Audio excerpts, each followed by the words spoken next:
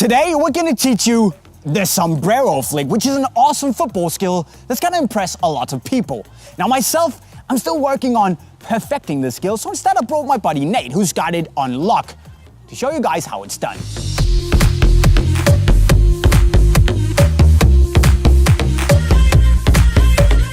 Now the first thing you want to look at is your positioning. Here you take your strong foot, in my case my right foot, and you place it just under the ball, close to the edge, but without touching it. You want to leave your weak foot, in this case my left foot, a little bit further behind, and then you simply place your strong foot as much under the ball as possible without touching it.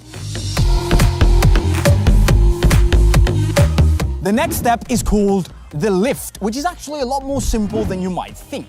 Here you bend your knee and you simply just lift your leg up without moving either the foot joint or the knee itself. So don't scoop the ball up, but simply just lift it by taking up the foot. And while you do that, at the same time, you make a small jump with your weak foot. Then you want to do the flick to get that amazing overhead rainbow effect.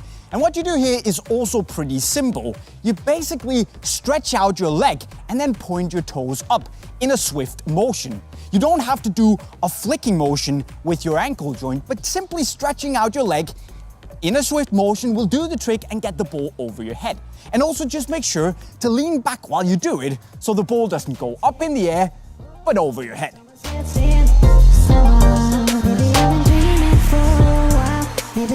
The final step is the catch and turn. And I know, how hard can that be?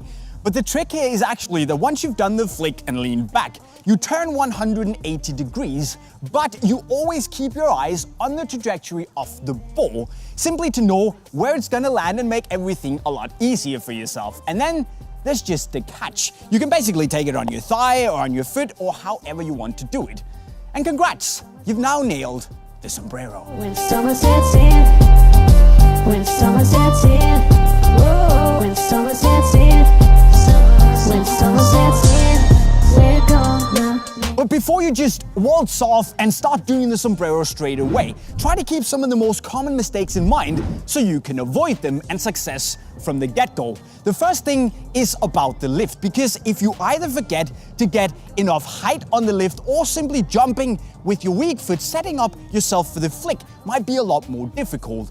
And when you do the flick, if you forget to point your toes up, the ball might have a harder time actually going over your head and instead will just go straight up, especially if you also forget to lean back.